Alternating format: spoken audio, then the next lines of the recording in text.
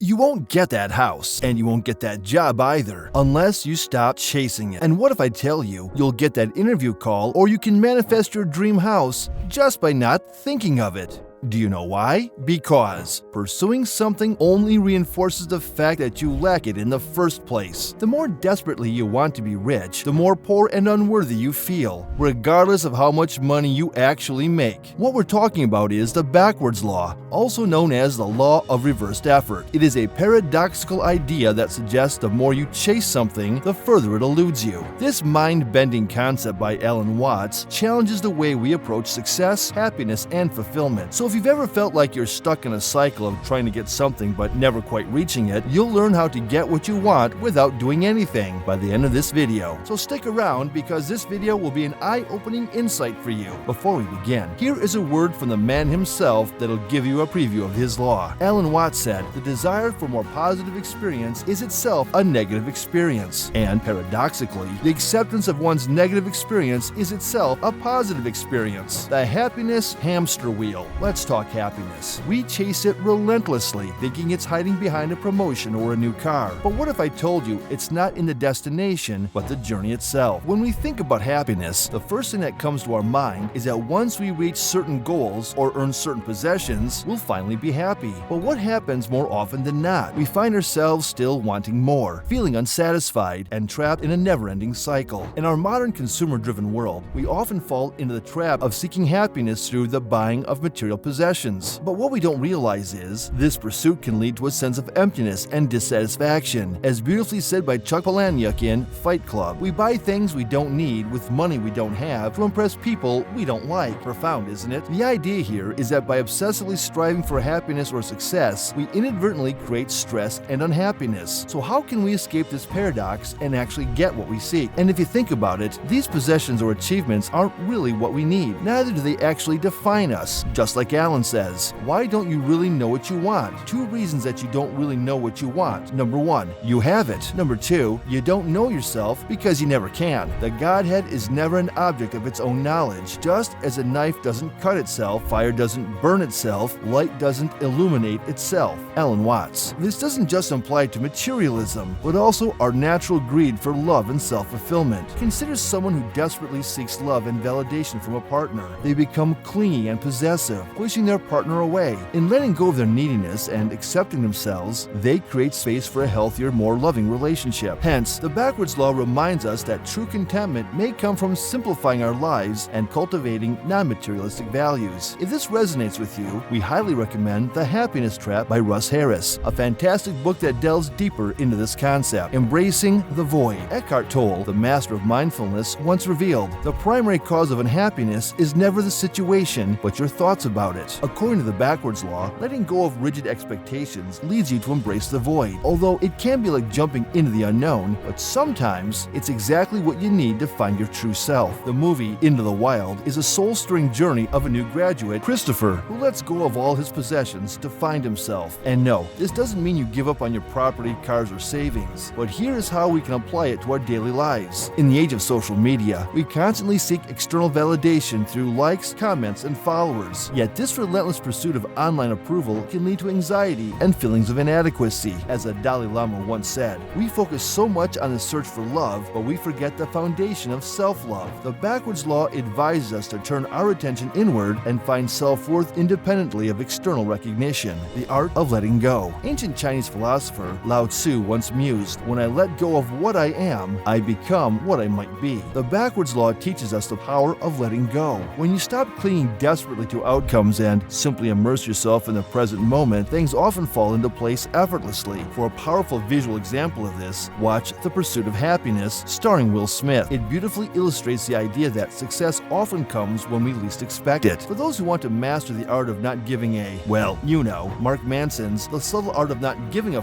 book is a must-read. It's a slap of reality wrapped in a book cover. The Power of Surrender. The renowned spiritual teacher Eckhart Tolle once said, "Give up defining yourself, to yourself or to others. You won't die. You will come to life." Surrendering control doesn't mean giving up on your dreams. It means trusting the process and letting your actions flow naturally. You might just discover that the universe has a way of conspiring in your favor. If you're curious about the profound impact of surrender, I recommend The Surrender Experiment by Michael A. Singer. It's a remarkable journey into the magic that happens when you let go of the reins. Or if you still want to learn deeper into the philosophy of surrender, Eckhart Tolle's The Power of Now is a great spiritual enlightenment guide. It's like a manual for finding peace in the present moment. The illusion of lack. Often, we think that getting more stuff or changing our circumstances will make us feel like we have enough, but the backwards law flips this idea. It says that feeling like we don't have enough comes from not being happy with what we have now. Strangely, the more unhappy we are, the more we feel like we're missing something, and the more we think we need big changes to be happy, the less happy we feel. Imagine setting a big goal, like becoming a millionaire, thinking it will make you really happy. But chasing this goal doesn't mean working hard. It also makes you unhappy because you see how differently you are from what you want to be. As author Mark Manson puts it, wanting something a lot makes you feel like you don't have it, even if you have some of it. So this makes us wonder, are we looking for something we can't even describe? And if that's true, why do we keep looking for it so hard? The more you pursue feeling better all the time, the less satisfied you become, as pursuing something only reinforces the fact that you lack it in the first place. How to get what you want. When you accept imperfection, you discover a sense of perfection within yourself. Embrace loneliness, and you can find contentment in solitude. Striving for perfection often leads to a feeling of imperfection, just as trying to avoid loneliness can leave you miserable in your own company. As Ellen Watts put it, when you try to stay on the surface of the water, you sink, but when you try to sink, you float. Similarly, trying too hard to fall asleep keeps you awake. Only when you stop trying do you drift off. Clinging to your breath causes you to lose it, but letting it go allows it to flow naturally. Seizing the search for happiness paradoxically leads to happiness itself. Stop striving to be rich and find contentment in what you have to experience abundance. The backward law teaches us that to obtain what we desire, we must not desire it actively. A Zen story illustrates this paradox. Imagine a cloudy pond. Trying to clear it by stirring or using your hands doesn't work. Only by doing nothing and letting the cloudiness settle naturally does the water become clear. In this analogy, the cloudiness represents desires, thoughts, and discontent. Our attempts to stir the water symbolize our relentless pursuit of happiness. Seeing the floor represents achieved when we refrain from interfering and let the cloudiness